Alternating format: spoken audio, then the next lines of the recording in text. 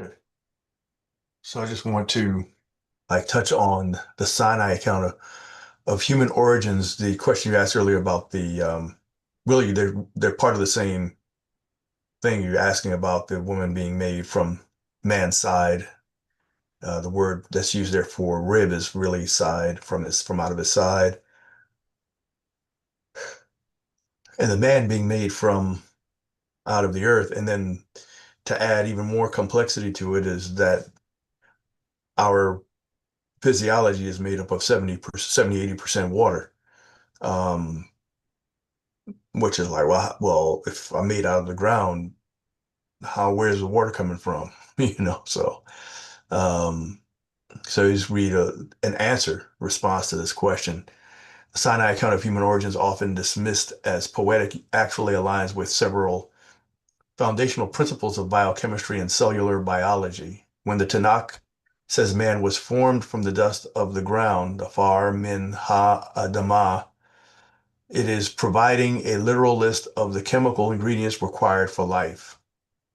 The dust connection chemical composition, if you deconstruct a human body into its basic elements, the results are striking. The mineral match. Of the 118 elements on the periodic table, roughly 25 are essential for human life. Every single one of these, carbon, hydrogen, oxygen, nitrogen, phosphorus, sulfur, and trace minerals like iron, zinc, and magnesium, is found in the Earth's crust, the soil. Clay minerals. Recent studies from Cornell University suggest that clay, which is the fine dust of the earth, acts as a perfect hydrogel, a medium that concentrates chemicals and protects them, allowing complex reactions to take place, which makes sense. That's where you're able to grow things, right? The carbon base. Humans are carbon-based life forms. Carbon is the primary element of the Earth's dust, organic soil. We are quite literally organized soil. The 70 to 80% water paradox. How can we be dust but also mostly water? The answer is the biological architecture. Hydrated soil. Think of a human not as a dry brick, but as living mud.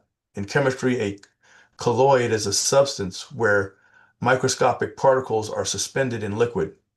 The human cell is a colloidal system. The ocean in the cells, our blood, plasma, and cellular fluid mirror the mineral concentration of the Earth's water systems. The Hebrew insight for the word heaven atmosphere is Shamayim, which literally means there is water, Shamayim. The Sinai Code recognizes that water is the carrier, but earth is the structure. Woman from the side, Salah, the traditional translation rib, for the Hebrew word Salah is actually a limited interpretation. In every other part of the Tanakh, Salah means side or architecture, like the side of the tabernacle. Genetic and biological evidence. Praise over, Brother Kevin. Thanks for joining. Chromosomal architecture. From a genetic standpoint, a male XY contains the information for a female XX.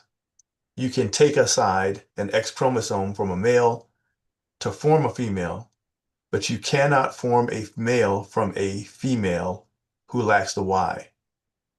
This aligns with the man to woman sequence. Uh, again, I know we're familiar with this. Um, from a genetic standpoint, a male XY contains the information for a female.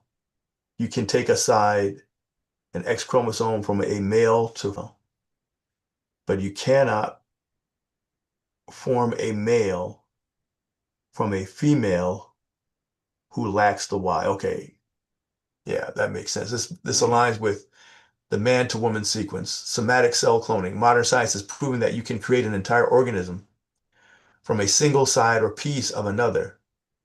This is the basis of stem cell research. The side is one of the richest sources of bone marrow, which contains the master cells used to regenerate every other type of tissue. Interesting. Bone regeneration. The rib is the only bone in the human body that can fully regenerate itself if the periosteum, the side membrane, is left intact. It is a biological renewable source. Wow, that's amazing. Biblical statement, scientific reality. Formed from the dust elements, humans are 100% made of terrestrial minerals. Water content, colloidal biology. We are minerals suspended in water. Woman from the side, genetics, male XY contains the X required for female. Rib side origin, stem cells. Rib side is a primary source for regeneration. That's amazing. Um, yeah, that's me digging into my mother's father's history, my grandfather, um, which that part of my history I never paid really any attention to, but now it's becoming more, um, it's being brought more into focus because of what we're dealing with. You know, my father's, my grandfather on my mom's side uh, was a Jewish from Austria, Germany, no, Vienna, Austria, and he escaped um, the not a hardcore concentration camp, but it was a detention camp. Some of the detention camps could be really bad too. But uh, he suffered after the war, um, emotionally, and he had, eventually he was not observant um, for years until this, for what I'm told. I was too young to even know him. So, but that's why you see that. As I'm asking questions, I'm asking all kinds of questions. Finalizing the Jubilee. Yeah. Okay. So, I mean, that's the answer to the question. Um, Let me see if there's anything else.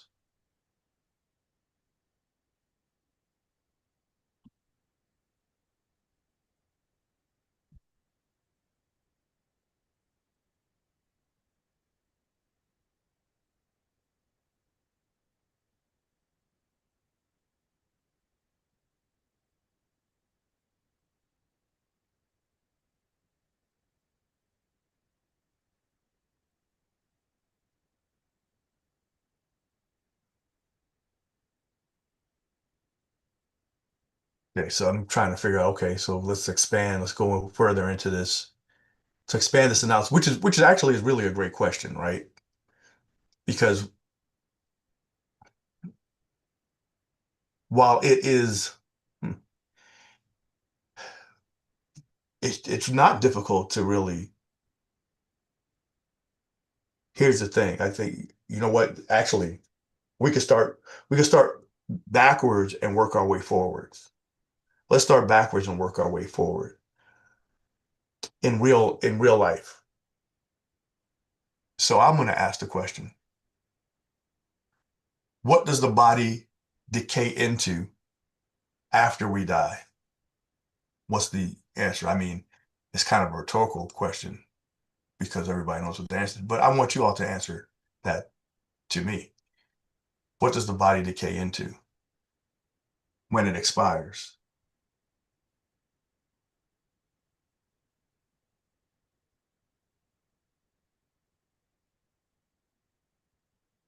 I mean, don't take too much, don't take too long because we only got until 8:30. But I mean, we know what the answer is, but I want to let you all jump in there and answer the question, when a person expires, what do they decay into? They, you know, pray Joe, amen. Amen. We decay into dirt and dust. So if we start at that, you know, start at the back end and work our way back to the front, and you could say, well, regardless of what you can say, which you could say anything about you could say the narrative was invented is a retrojection into the past based on the present, right? You can do that. But let's put that aside. let's put that aside for the moment. And I'm going to ask you the second question. Okay, the body goes to dust and ash, but there is also energy that never dies. Okay, that's a good point.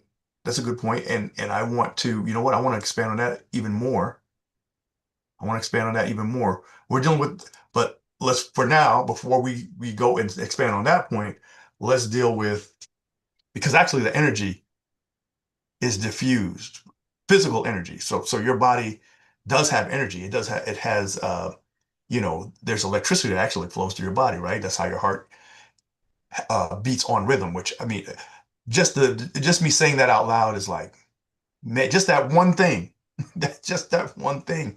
Like, how did that, anyway, but, but that's a good point, right? So energy, unfortunately, the energy dies too. So how do we know this? The energy ceases, the energy dissipates because once um, your body is no longer receiving or sending signals anymore. So that means that the energy, the you're talking about spiritual, I know, but as far as the physical energy or the energy that is connected to the mind, which is kind of what you're dealing with, the mind and the soul, are no longer active. They're no longer active, and that's why when you read, so even there, right? So let's go from the back end and work our way to the front. So even there, everything ceases to operate, including the electrical signature that's within our bodies. That stops. So if we start at the back end and work our way to the front,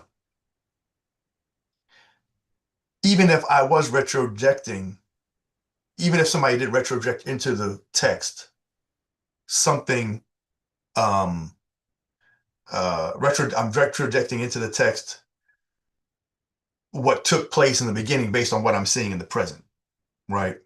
We're saying it's an invented narrative, right? But even if that's the case, is it a correct postulate? Is this is what is being stated correct? So I will ask you all that question. Even if I'm retrojecting into the past, even if I'm retrojecting into the text what took place in the past based on what I've seen in the present, is that an accurate depiction of the reality? That's my question to you all. If we go to the dust and the original or the and we have a text that says we came and were made out of the dust, does the end confirm the beginning, even if it's retrojected and even if it's retrojected into the text as based on what I know in the present, but I'm making it appear as if what took place in the past. Is that a correct postulate? I'm asking you all, so I'm gonna let you guys answer that question again, and you know, I'll let you guys answer that question again while I type in another question. So a couple of things, right? Um, so a couple of quick questions now come to my mind, right? So uh, is there more detail to expand as the microscopic um, actually, I wanted to ask another question. Before I read this, I want to ask another question. What were and are the common explanation for man's origin or creation with within other religious texts, ancient and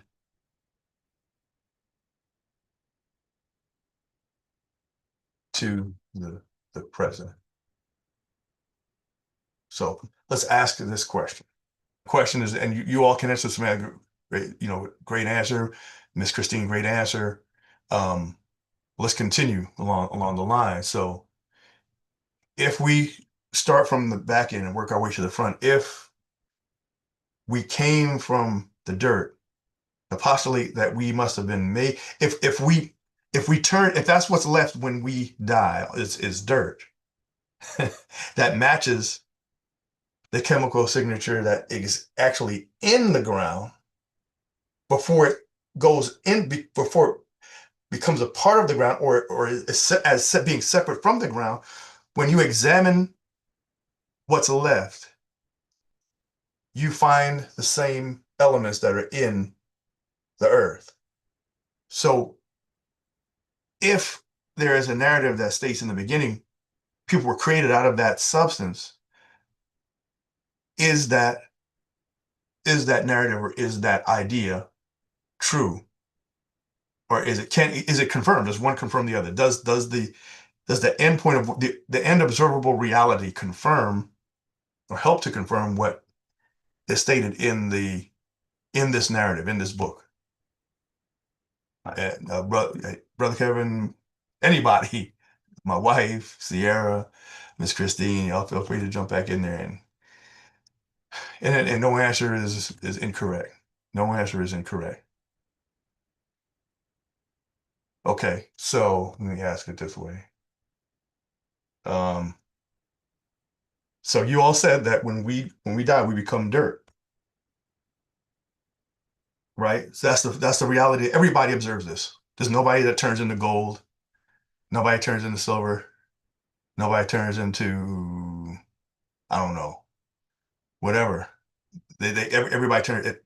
When everything when it's broken down completely, it turns into dust. So if I have a narrative that explains man's origin as being made from what we see us turning into, does that make sense? Put it like that. Does that make sense? Does one confirm the other? Is one confirmed by the other? Does the beginning narrative make sense in relationship to why we would turn into dust because we're made out of it? That's the question I'm asking. I don't know if that helps. I think so, Pastor, because you're Okay. asking if what the Tanakh says of where we come from, does it Uh-huh. also justify how we end, right? Yeah. Or If how we end is if what we observe, so I'm saying, let's start from the back and work our way to the front. So if what we observe as it pertains to our end uh, is there's a narrative that explains our origin that states we come from the very same thing that we turn into, does that make sense? but from what we talked about before Mhm. during service, Yep. we go into like I think that's what the day Kevin was Yes. talking about death and like Yep. we were like in a state of almost waiting Hmm. until like Hmm. God calls us and like, those righteous Yep. come back to the earth. Right. But in the beginning, were we already here on the earth? Like No. that wouldn't match then, right? No, exactly. So in other words, so the beginning narrative says that we were created out of the God made man out of the dust of the earth. Yeah. So instead of starting at that point and trying to validate that point, by that point, outside of the spiritual aspect of our lives, right? Outside of being, what Brother Kevin was alluding to, uh, the spiritual, the immaterial aspect of our lives, right? The spiritual aspect of our lives, which remains dormant or Yeah. or in a state of slumber or sleep is described that way. That's different from, so when we talk about the actual physical body, the physical aspect of us ceases. Yeah. Yeah. All activity ceases. And then once that ceases, it turns into dust. All of the material, the physical material that we are turns Yeah. into, So it matches yeah, where we came from. We came yeah, from dust yeah, and then there you we go. our yeah, so our like in our physical like skin, bones, Yep, that all is just yeah, gonna go yeah, back to dust. But yeah, spiritually is what we're waiting for right. until God comes Yes. um judges us that's right to say, right? Or judgment day. Is that, I don't know if that's correct to say or not. No, there's no, well, not there's no judgment day in the sense of what we previously used to think, right? Okay. God is judging us now, right? And so when any awakening or reawakening or resurrection takes place, it is only to receive the reward at that point. There's no further, the unrighteous are wiped from memory. They are not brought back into existence. They're wiped from memory, you know, and so that's how that works. Yeah. Uh, it's, Okay.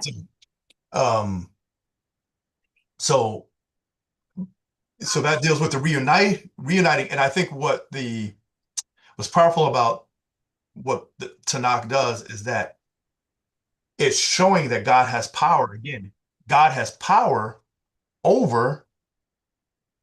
It's like he resurrected us. If he can create us out of the earth, why can't he resurrect a body out of the dust? If he made a body out of by his spirit, and it says, Job says, by the breath of thy mouth you have formed me.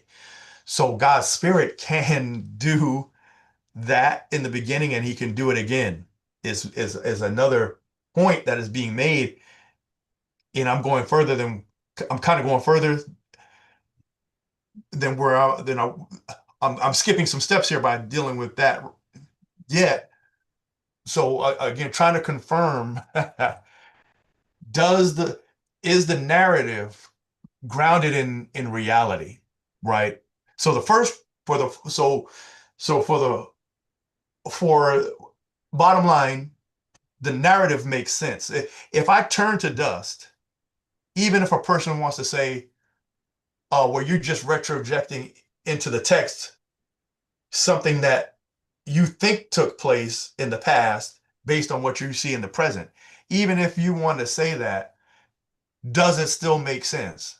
And the answer is yes, it makes, based on what you just stated to me, yes. I mean, from the physical standpoint, it makes sense. If I turn to dust and I have an origin story that says I was made out of dust, regardless of how you say that origin story was developed, that makes sense.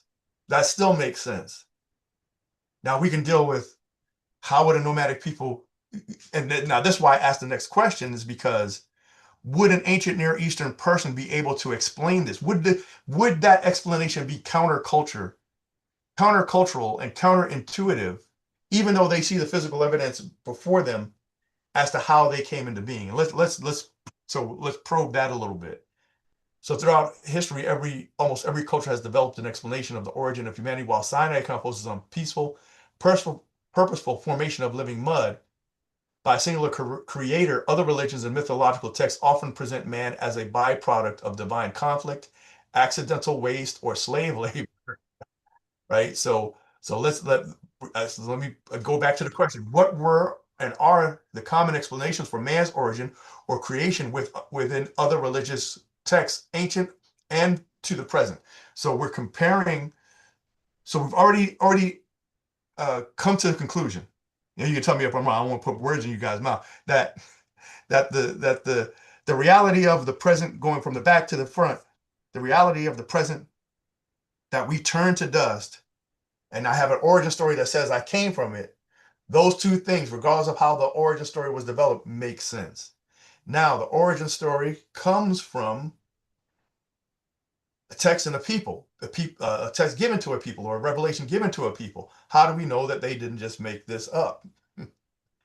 Well, this is another example of where you have a problem. Well, I just want to read. Those are the two things. So now it brings us to asking the question. Let's compare the historical context. We have the text, we have the statement, we have the origin account and the origin story. How does it fit within the historical context of everything that these people are surrounded by? So throughout history, almost every culture has developed, right? So it's either divine conflict, accidental waste, or slave labor. Ancient Near East explanations in the region surrounding Israel, the creation of man was almost always secondary event used to solve a problem for the gods. Mesopotamia, Enuma, Elish, and Atrahasis. The problem, the lesser gods went on strike because the work of maintaining the earth was too hard. The solution, the gods killed a rebel deity, Quingu, and mixed his blood and flesh with clay to create humans.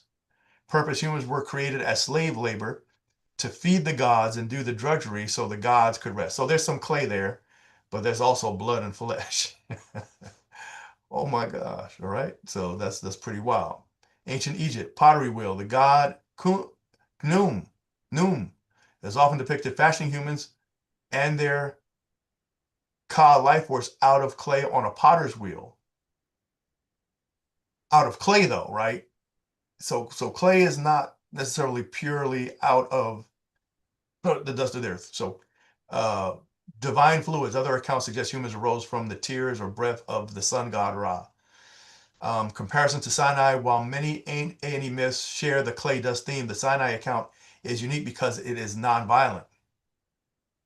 It's non-violent and portrays man as the intended climax of creation, not accidental servant. And I think one thing that is also unique, which is powerful even as I'm saying this, and y'all feel free to jump in there with anything or stop me, is that here God, so they're talking about this, they were created for slave labor. God says he did this even though they came out of the dust of the earth, even though Eve comes out of the side of her husband, he ascribes the equality of his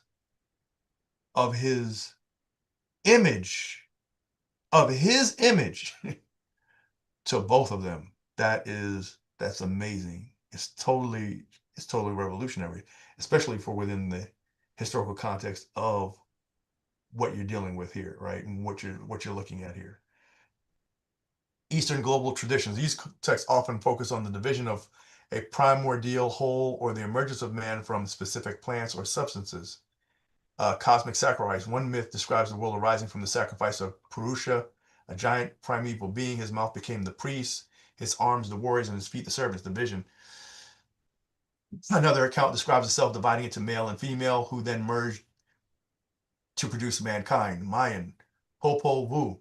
The trial and error. The gods first tried to make man from mud, but they were soft and couldn't speak. Then they tried wood, but they had no souls. Finally, they succeeded by making man out of corn. So that's not correct, right?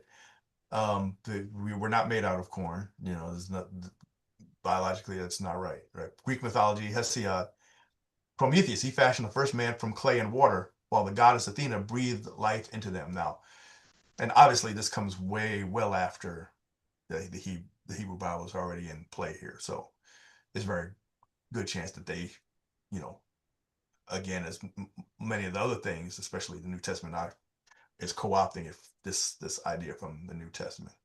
The 5 ages, mankind passed through ages: gold, silver, bronze, etc., each progressively more corrupt. Human engineering pattern. When you share through these other texts, a consistent pattern of human projection emerges that contrasts with the source code you've been studying. The view of man, right? Slave, byproduct, or accident, material, blood of dead gods, wood, God's nature, needy, tired, or warring, work, burden to be avoided, stewardship to be managed. So the concept of why, the purpose for why is also, is totally different. So let's ask this next question. Does any of that make sense so far? Are you guys tracking or following? Yes or no? Or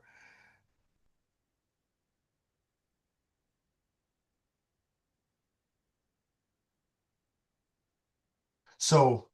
Hmm.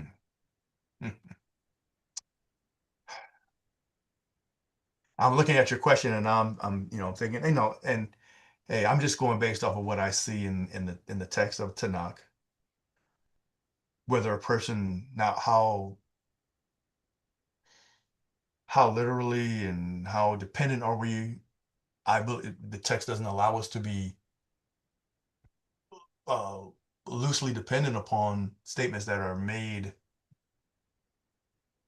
by God that are not poetic, right? Unless it's poetry, unless it's metaphorical or figurative language, then that's one thing. But if God is not using figurative language, if he's using literal language, then that's another thing. So when God, the commandment to God, to the issue that took place in the garden, when we look at it, so we're dealing with a bunch of things here that relate to the beginning. God made man out of the dust of the earth. And God said, Uh, took the man. And God formed man of the dust of the ground. And breathed into the nostrils the breath of life, man became a living soul. Jehovah God planted a garden eastward in Eden, and there he put the man whom he had formed. Um, the man, God commanded the tree, and he's telling him what not to do. He's giving it, and then out of and the side which God had taken from man made he a woman, and he brought her unto the man. And the man said, "This is bone of my bones and flesh of my flesh, and she shall be called Isha because she was taken out of Ish, or woman because she was taken out of man. Therefore shall a man leave his father and mother, cleave to his wife, and they shall be one flesh. And they were both naked, the man and his wife, and were not ashamed." So the next statement, what does he say? Actually, let's go back to what God said. Um, when he gives him the command about the trees, right here, verse 17, but of the tree of the knowledge of good and evil, you shall not eat of it, for in the day that you eat thereof, you shall surely die. You shall surely die. So, in other words, um, you shall surely die. In other words, you shall die prematurely, and you shall die. Now, remember, when he says die to you, he's not saying part of you is going to die, but the other part is going to live forever. Again, when according to this, God created us whole, and He made us whole. So when he does this, when he makes man or creates man, uh, there's two aspects of him that God gives him that are a part of his entire being, not one part and another part, right? Not one part and another part. So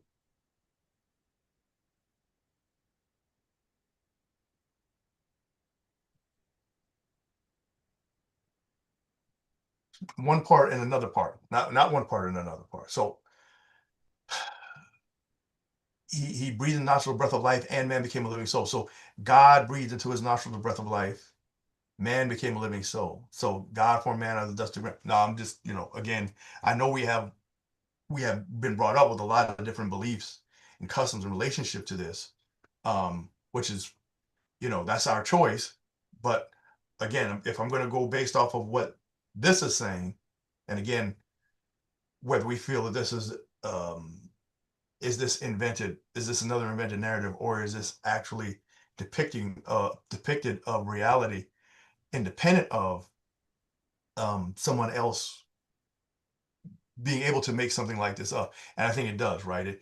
Especially when you deal with the first chapter. This chapter lends itself to it, but again, the issue that you have with this is that there's nothing crazy going like.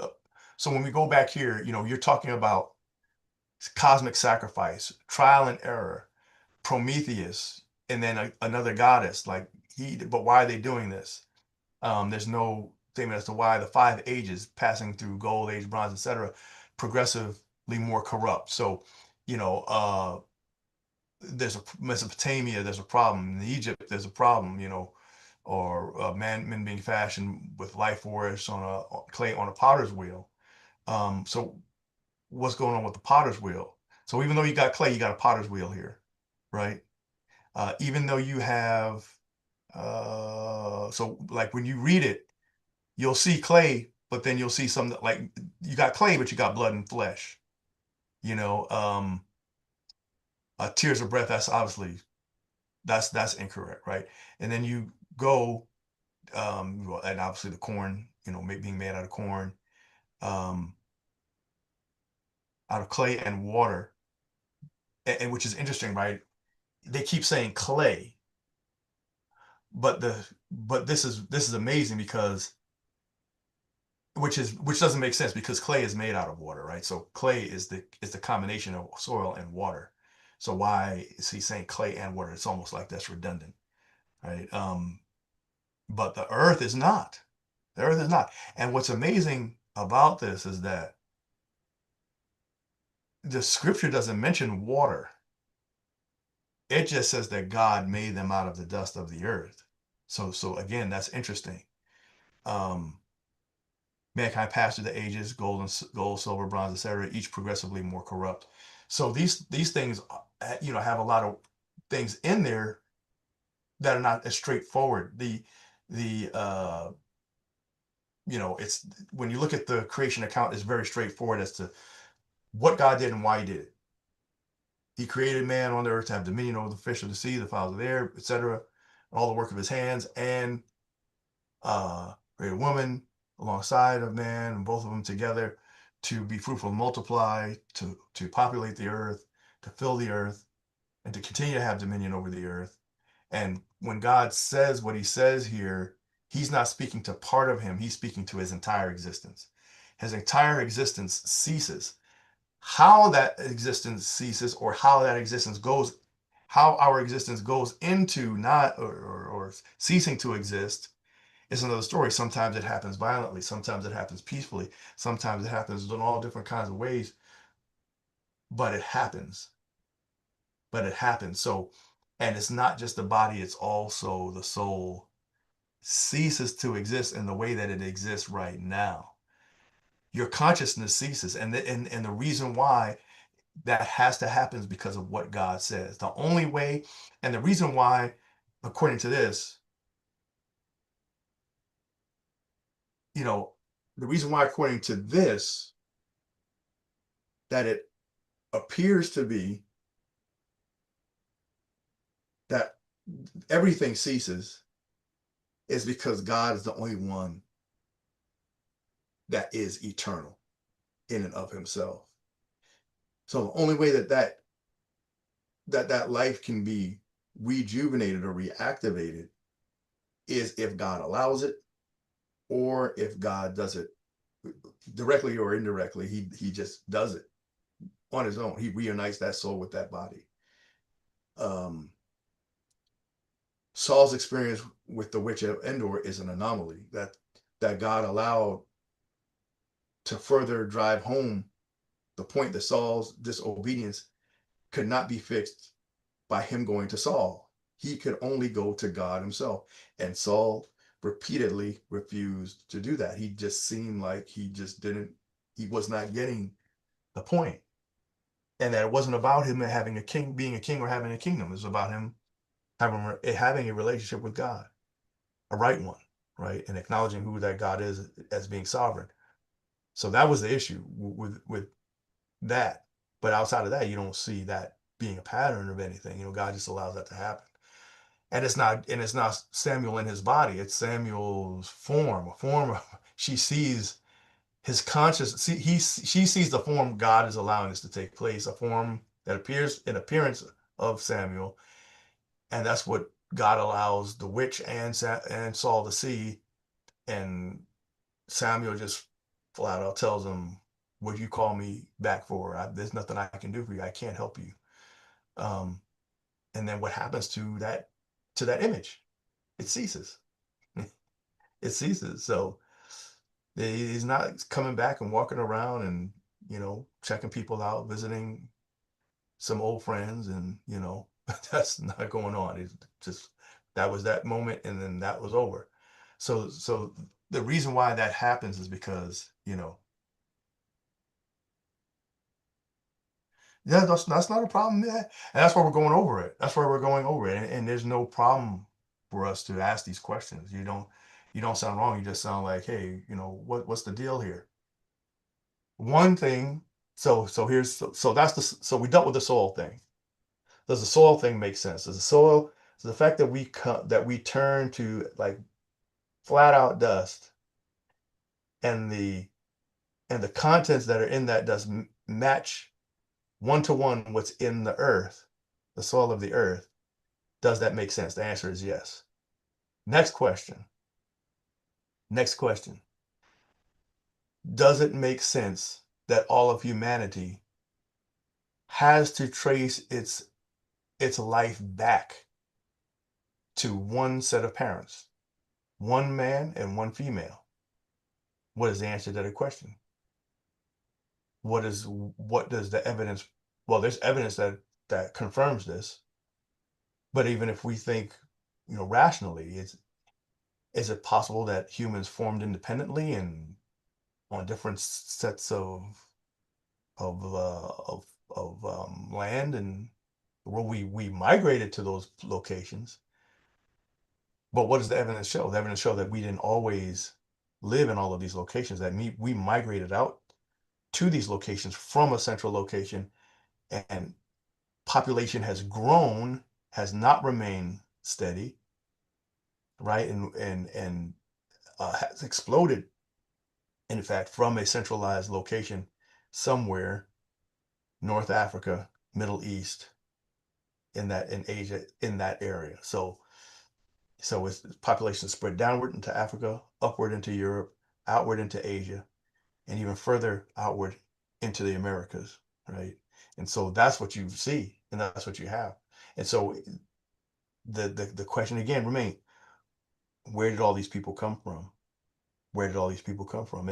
And if you have a narrative or an origin story that tells you, so let's put aside how they came into existence, but the fact that you have an origin story that tells you only two people are the source of every other person on the face of this planet, a male and a female. What does modern genetics tell us right now today? That is actually the case. That is the case. So you don't have a bunch of, if that makes sense. So you have two things now that match the data present.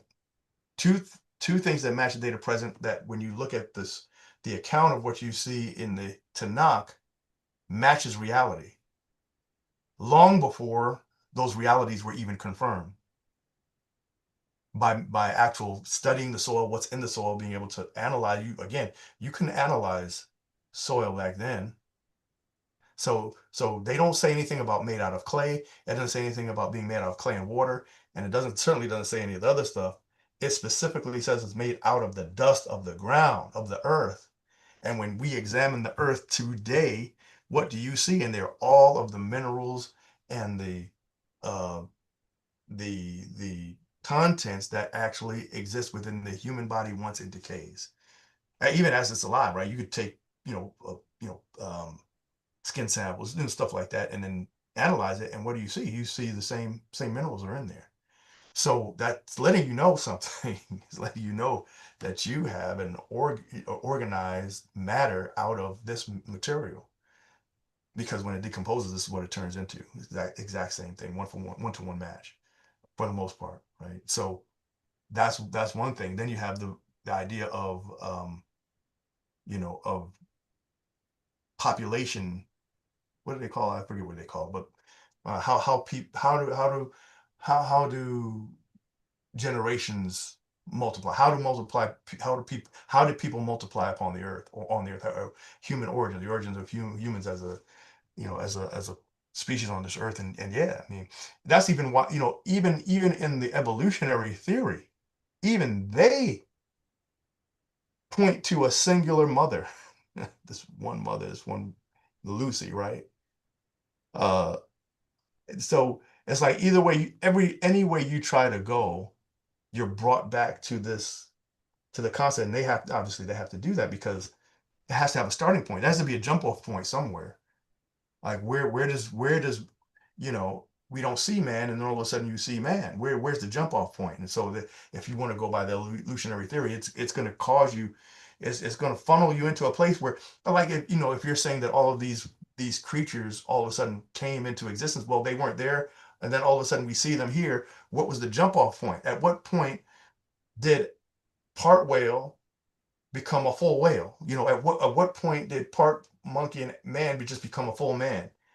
And so there has to be this singular point of where that takes place. So no matter what you try to do, you wind up coming back to Genesis. You wind up coming back to some type of Genesis story, some type of story that matches what Genesis already says, but says it, you know, to the best of our knowledge, more accurately, right? Because it's something that is tested and proven to align with what reality shows us, versus other, and in comparison to other religions, right? um So I'm gonna go backward. I'm gonna go back up here to the question I originally asked. Is there anything further? It's 8:20. To expand this analysis, we must look at the microscopic and electromagnetic layers of the dust inside account. When you zoom in on the source code, the Sinai account moves from ancient story to advanced bioengineering. The afar, fine dust, and clay crystals. In Hebrew, the word is afar, specifically the finest particles of the earth. The DNA scaffold, scientists like Dr. Dan Luo, Cornell, have demonstrated that clay hydrogels act as the perfect womb for DNA. Clay particles have a slight electromagnetic charge that allows them to organize organic molecules into complex chains. The crystal memory. Soil isn't just dirt, it is composed of silica. Yep, I know about that because I worked at a place that made these rubber or silograms, right? These ice trays, these silicon ice trays. It's composed of silicon crystals. Modern technology, microchips, uses silicon from the earth to store information. The Sinai Code implies that the human body is a biological computer made of earth memory capable of storing the instructions of the creator, which is powerful. That's amazing, right? And that is true. That is 1000% true. And that's what is why, Silicon Valley, where you get that name from. Expanding the side, Salah, and genetic splicing, the choice of the side for the creation of woman is a masterstroke of surgical engineering. The pluripotent source, the area of the ribs and side, is the only part of the skeletal system with a high concentration of red bone marrow that is easily accessible and capable of rapid regeneration. The hematology link, blood is the life nefesh of the flesh. By taking from the blood factory, the creator ensured that the woman shared the exact blood type and immune markers of the man. Genetic symmetry, by taking from the side, the creator performed the first genetic splitting. Since a male XY has both chromosomes, the side operation was essentially the extraction and doubling of the X chromosome to create the female architecture. Which again, down to every level, both in appearance and even at the cellular level, there's a difference. So not just in form, but in its substance, not just what you see, but what you don't see. There's still a distinction. There's a distinction there, a purposeful distinction, right? And then where does that come from? So all of those things are engineered, and I I tried to explain this as simply as I could to my son because he said, "Well, people have the same issue, right?" And I know because I was there. I had the same issue when I was his age until I hit a certain age, and then I just started to really think critically about things, and I realized, wait a minute, because I used to believe in evolution when I was his age, because that's what you're indoctrinated with when you go to school, and then when you watch TV, and at that time, you had Carl Sagan, Cosmos, and you have all of the stories about how it's billions and billions and billions and millions and millions of years old, the universe, and you become indoctrinated, right? You become, you think that that's what the reality is, and that's what I thought reality was. In addition to being, you know, uh,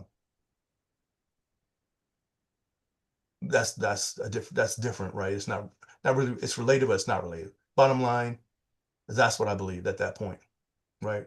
And so, and largely due to the fact that that's what you're indoctrinated with. That's what you're told in school. That's what you're told in the textbooks. That's what you're told when you go to the science museum, and that's what you're told when you watch TV, right? So all of those things combined cause you to think that way until you begin to think critically about. I'll get actually what started to, because I was already aware what the Tanakh says, even apart from the New Testament narrative about the Genesis story, right? And so one thing was interesting. I was always fascinated by science, right? I always wanted to do something in the field of science when I got older. Um, Wanted to become a pilot, all that stuff, right? Never did that. But I was always interested in science. So one of the things that I don't know how I got a hold of this. I don't know why I even was reading this. Einstein's theories. How did I even get a book on this? I don't know. I don't know if I just purposely went to the library and took this out or what. Somehow I got a hold of, I think it was in two books: Einstein's theory of relativity, general theory of relativity, and the special theory of relativity. Now, mind you, I'm reading this in elementary school. I don't know how, and most of it, I'm just going to be honest with you, right? A lot of it I didn't understand at the time. I didn't understand much. I had to keep reading it over and over again to like try to figure like most of the stuff that was text I could read, I could understand. The stuff that dealt with formulas, most of that I could not really fully grasp. Right? I could like guess at what some of that stuff meant. Some of the simpler formulas like E equals MC squared, yeah, that makes it, I could easily understand what that means. But some of the other stuff, no. But one of the things that that stood out when I read that was that even Einstein came to a place where he realized that the universe had a beginning, because before, the common understanding was that the universe was static, that it did not have a beginning. But what Einstein discovered through previous work done by other physicists, were like Hubble's law, Hubble's constant, the fact that you have this redshift, you can see that the universe is expanding. And so if it's expanding from a certain point, kind of like the popular, right? Here we go again, right? It's kind of like people, right? You have a population that is getting larger. So if it's getting larger, then that means that it was at one point not as large, and then you can keep going back and back and back and back until the very beginning of when it started, and the only place they could start is with one man and one woman. And so the same thing here, when you from the physics of what Einstein was talking about, Hubble, and I'm getting to the point here why what changed my mind, which is amazing. Which I'm reading a science book that for the most part, the people that are reading this still believe in evolution. But as I'm reading it and I'm thinking about the reality of this world, and I'm reading this book, and he's talking about the universe has a beginning and that it all started with a big bang. Now the scripture is not really talking about a big bang, but that sounded so when I read that he's talking about a big bang, he's talking about a singularity, he's talking about all of the universe's mass being condensed into this one powerful center. And in my mind, I'm like, man, that sounds just like Genesis chapter 1. And God said, let there be light. And so when I read that, immediately that began, my mind started to say, wait a minute, if Einstein is observing this, if this man who is claimed, or who they purport to be as brilliant as he is, and he was brilliant enough to obviously discover some things, nobody's all knowing, but he was able to he was able to discern this by what he observed, by looking at what he's observing, and the math added up, right? Math added up for a lot of things, like the one-way speed of light, right?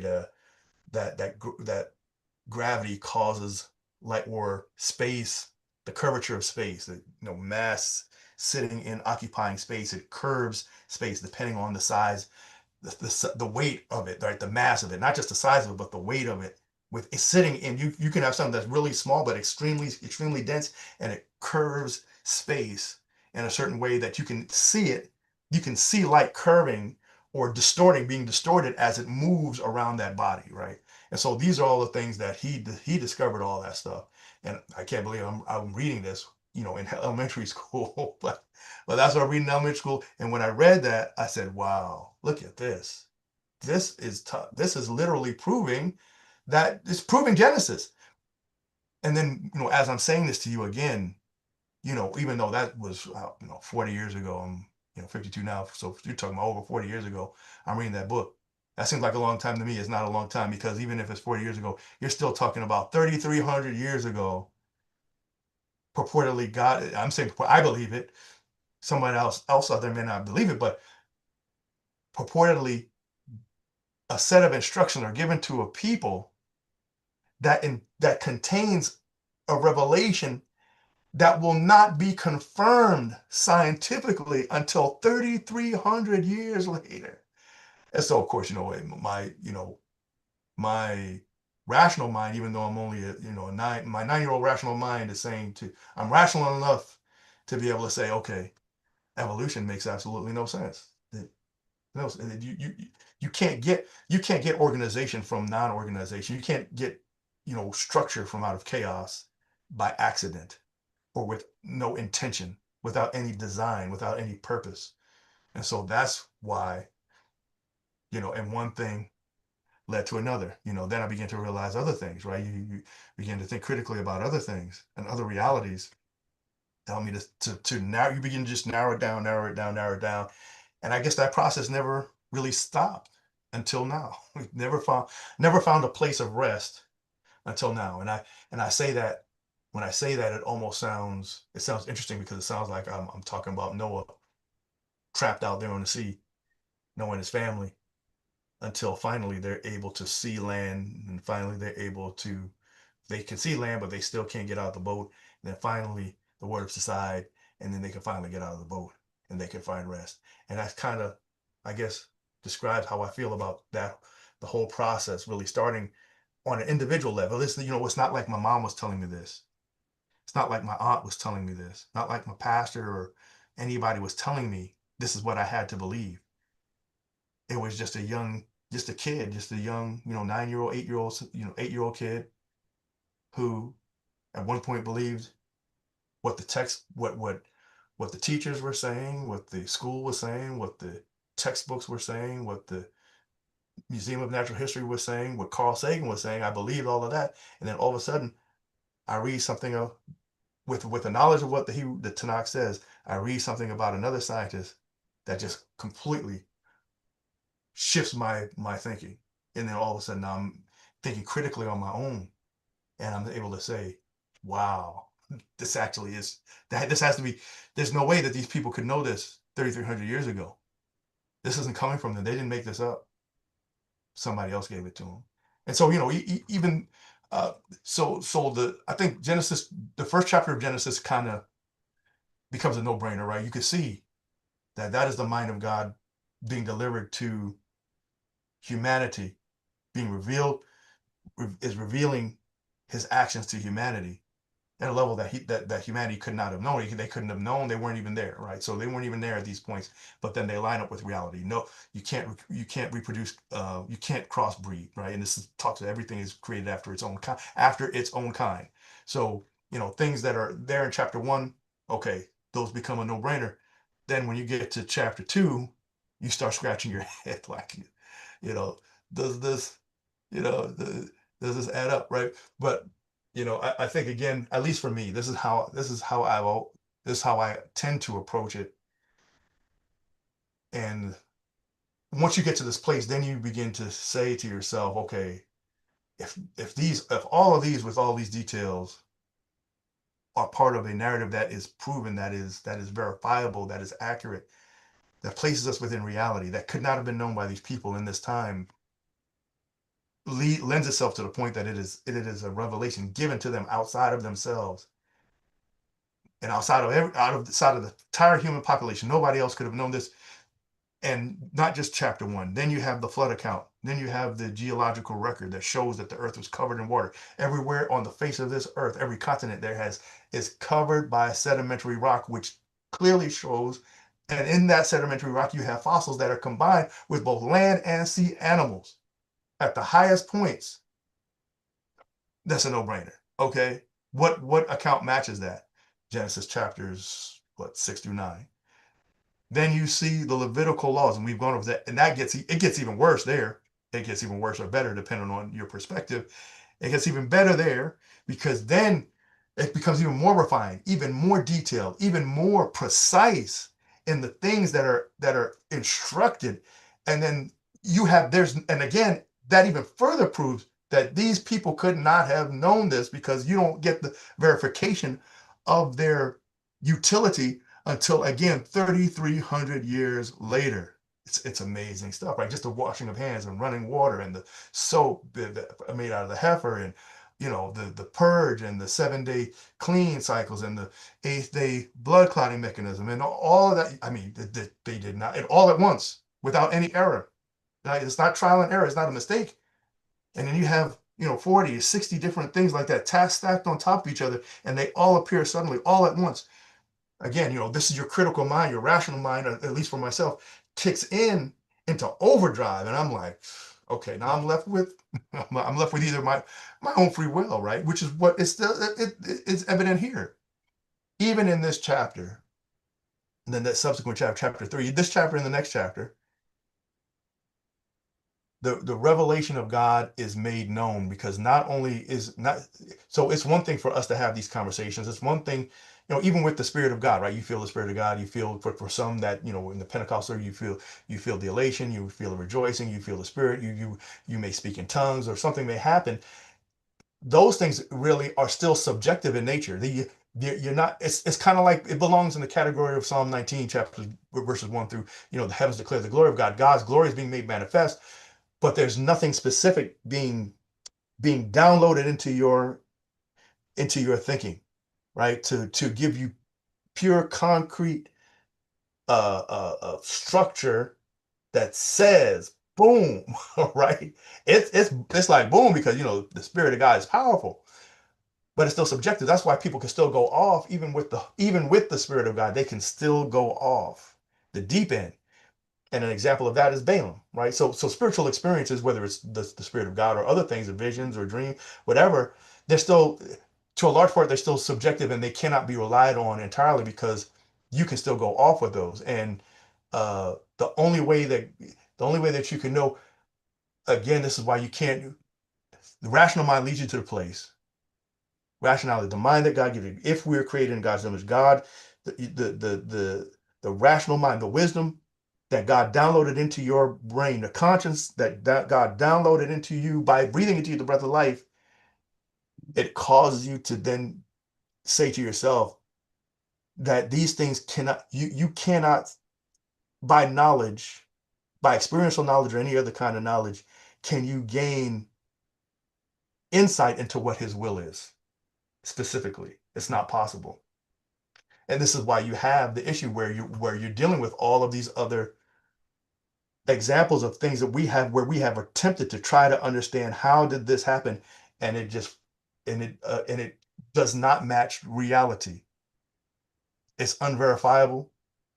As a matter of fact, it's verifiable, and it turns out to be inaccurate, right? They are verifiable, because when you put them to the test, they turn out to be inaccurate. Um, so your rational mind has to, or the only way the rational mind finds rest or finds peace is when it accepts reality. You cannot, God did not create your soul or your mind or any part of you to exist outside of being able to find rest in his will. And this is what this is saying to us.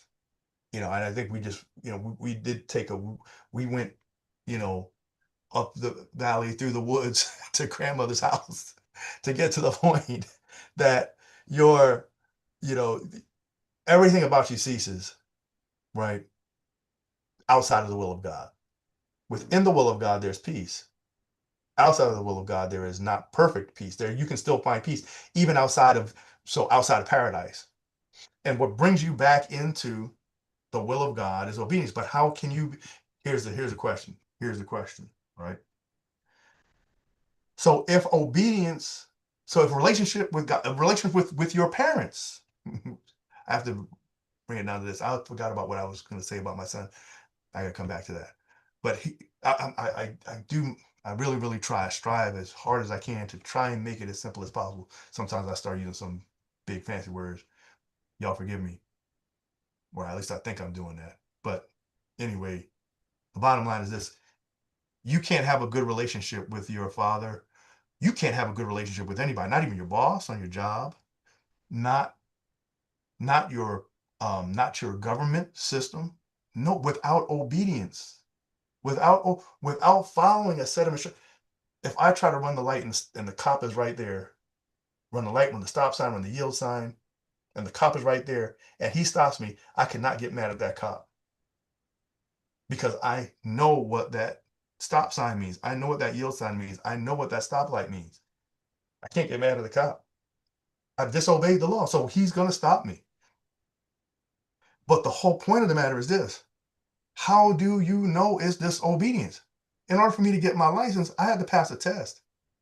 I had to know what was acceptable, what was not acceptable, what I could do, what I couldn't do, what was right and what was wrong. And then based on that information, I passed the test. And when I sign for my license, I am literally saying that is a covenant agreement that I agree to obey the traffic laws. If I break those traffic laws, I get a ticket. If I keep breaking those traffic laws, I get another ticket. If I keep on breaking the laws, then they take my license. And if I get caught driving without my license, guess what happens? You know the rest, right? So that's how that works. But in the case of this, how do you know? How can you obey something that you made up? You can't obey yourself. If we make up our own laws, right? And even our governmental system, even though we may make up the greater majority of those laws, the fundamental principles that those laws are based on are actually based on Judaic principles, right? The Ten Commandments. So again, but without those commandments, society falls apart. Without a codified law that comes from someone outside of ourselves, from a source outside of you, you have no basis for authority. They become unauthoritative. Those sources become unauthoritative in our lives, other than by coercion and by force. That's the only way that they can have any authority. They have to force you into servitude. They have to force you into obedience. They have to force, but in this case, this is a choice. And that's why he says, choose ye this day. Choose life. I set before you, but you choose this, right? And so that's what, and I try to tell my son this. I try to make it as simple as I could humanly make it. And going back to my testimony was based off of what he's saying. His friends were making at school that they got a problem with this. Yeah, whatever. All right. He's telling them that they have a problem with it. And I told them to ask them this one question. Just ask them one question. Did that car, and I was pointing to a toy car. I was pointing to I think I was pointing to to Pikachu, to a Pikachu doll. I was pointing to some toys. I said, "Did that car make itself, or did somebody make it?" And he said, "Yeah." Did that Pikachu doll make itself, or did somebody make it? Yeah. Did that Uno deck make itself, or did somebody make it? And the answer is yes.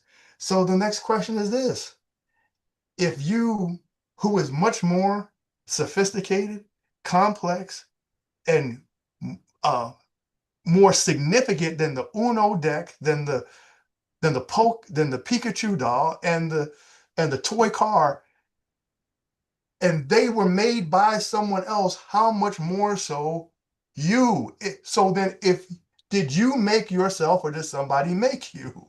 That's the question. And if the car didn't make itself, and if the Pikachu doll didn't make itself, and if the Uno cards didn't make itself, then you certainly did not make yourself. Ask them that question, and then leave it. Then keep on going, right? And then build from there, right, on your own. If maybe you want to explore that idea some more. Like, yeah, that's pretty interesting. I never thought about that, right? And I never thought about it either at that age until I started reading that book, and then my mind shifted. So that's really the answer. The answer is, if you did not make yourself, and there is no way that you could make yourself with all of the functions and the things that go on in your life, and even your mind itself, and even your heart itself, and even your soul and your emotions, there is no way that you could have constructed or developed your appetites for what you like, what you don't like, what you need, what you don't need. You like water, you don't eat soil. You don't like soil, right? You don't eat the bark of a tree, you eat the fruit off of it.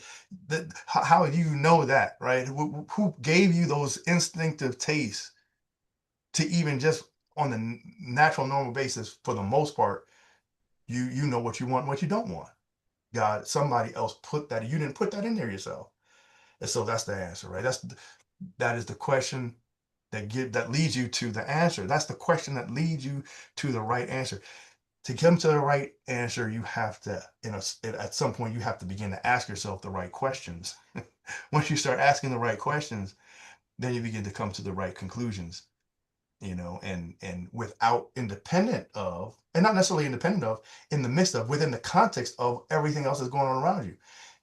If I could arrive at 9 years old, even though I still went to the same school, had the same parents, still seeing the same TV show was on, right? I'm still there, and still have access to my aunt. I'm not asking her no. That's the amazing thing, right? I think about it now. Why didn't I ask my aunt? Why didn't I ask? I could have asked a whole bunch of different people. My mom, blah blah blah. I could have been going back and forth with them. That just reading that book opened my eyes, right? So, and that's at that age. So anybody can do that. If you ask yourself the right questions, you begin to ask yourself the right questions, the right answer is going to follow. Now we may not be able to digest everything. There are things in the Tanakh that are puzzling. They are. They're somewhat puzzling. His commandments are not puzzling, but some of the things related to, like what we're dealing with here, seem to be somewhat puzzling. But again, that's when you begin to. And so this isn't 1 Timothy 3:16, but this is a verse that's powerful because, as I'm getting ready to close here, um, the secret things.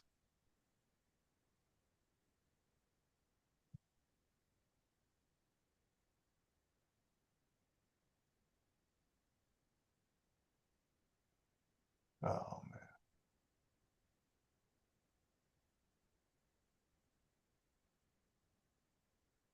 yeah. Deuteronomy 29:29. The secret things belong to Jehovah our God. The secret things belong to the Jehovah our God. But the things that are revealed belong to us. The things that we don't have to try to guess to figure out, wait to figure out. The things that are revealed belong to us and to our children, and they belong to us forever, that we may do all the words of this law. Not just that we may do them, but that we may do all the words of this law. My goodness. My goodness. Right? That's something. So that's the point. That is the point. There are things that are perplexing. There are some things that are, even like some of the prophetic things, we're probably not going to understand those things until they actually happen. Just like Antiochus Epiphanes, right? Nobody that when Daniel first gave the prophecy concerning what would happen, nobody knew that was talking about Antiochus Epiphanes and the Maccabees until it actually happened. And then once it happened, you could look back and say, "Oh man, wow, Daniel prophesied about that, except 400 years before it actually happened." But not until it happened were you able to realize you're able to see and able to put two and two together, right? So that's how the word secret things belong to our God, but the things that are revealed belong to us and to our children forever, that we may do all the words that are written in this law. That's what that's talking about. So lastly, I'm going to finish with this statement. The the breath of his mouth.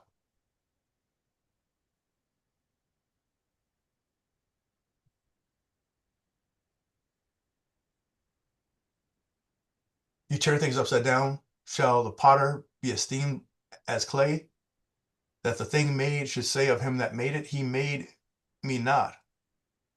Or the thing that formed and say formed me no understanding, though. So that's not what I wanted. For me.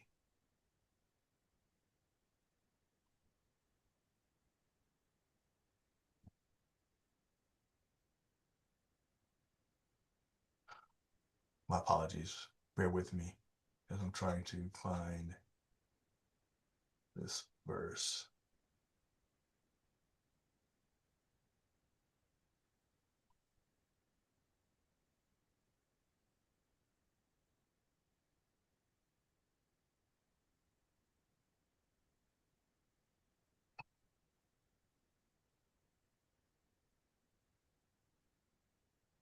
Ah, Job 33:4. The Spirit of God has made me, and the breath of the Almighty has given me life. Ooh, my goodness. Formed and filled. So he formed the body and then he filled it, breathed into him the breath of life. The Spirit of God is what formed him, and The breath of the Almighty is what has given him life, and that is exactly what he described how he was made. And that same thing, bring it all the way back to tying it into what Sister Samantha was saying earlier, and even Christine and Brother Kevin taught on. If God is able to do it in the beginning, he's able to do it again. Made out of the dust, resurrected from the dust. He's able to do it again. And but that describes it from um that is, descriptive of what God will do at the end and for the righteous, right? For the righteous, not for the unrighteous. So and only because I said this, I got to bring it to the verse where it actually talks about this. And for them that sleep in the what? And many of them that sleep in the dust, many of them that sleep in the dust shall awake, shall awake. So that's God saying, I made you out of that, and I can remake you out of that too. So praise Jehovah, praise God. And it's 8:51. I want to, amen, amen, amen. Nature versus nurture. Yep, and that nature, yeah, nature, and not nature versus, not just nature versus nurture, because yeah, you can be nurtured against um what well, actually your nature, you can be nurtured against your nature. God created us in his image. The things that we enter into in our ignorance are a result of nature, what we're born in the midst of, what we live in the midst of, can distort our views. And once our views are distorted, our actions are based on our views. So then our actions become distorted. And so the only way, again, this is why it is, yeah, you're absolutely right. This is the reason why you have to have the direct revelation, some source of direct revelation from outside of yourself and from outside of everyone else. It cannot come from a, a finite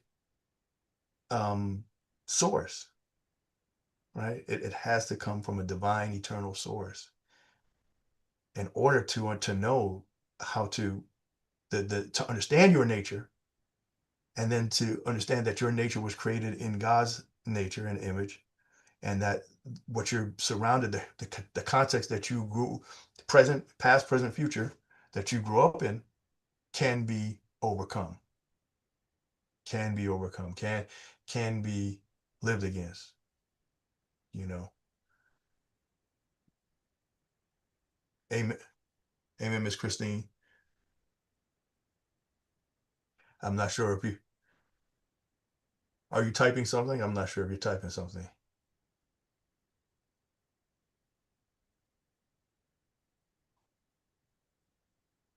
Right, yes, you're yeah. Amen. Amen. And we're all, yep. And that's we're learning, right? And that's what God and that's, yeah, and we're learning, and we are learning. You're not trying to learn, you are. Right? You're learning. I'm learning too by the questions that you ask, right? And then the questions that I ask myself, and the answers that God gives, if he gives them, right? And if they're there, and if they're not, I just gotta trust them. So because what he has, he's given, at least to in my case, he's given me enough to know that I can trust the text. He's given me enough to know that, you know, and what I don't know, what I don't understand fully, um, will either come now or later, or may not come at all. But the reality that, based off of knowing enough to to walk in covenant agreement with God, that's powerful to me. That's just so powerful. Outside of my limited knowledge, right? The secret things belong to God. In other words, you don't have to know everything. We don't have to we don't have to have an explanation for everything. As a matter of fact, like again, you and your kids, there's just some things that you can't tell them. They would just not understand at the level that they're at. Not until they get older enough, Well, then, and even then, there's some things that you may not be able to tell them or explain to them, right? So the secret things belong to Jehovah our God, but the things that are revealed belong to us. My goodness. And to our children forever, that we may do all the words that are written in this law. And my goodness, that's enough really to send me into rejoicing and shouting and praising God all by itself. So praise Jehovah.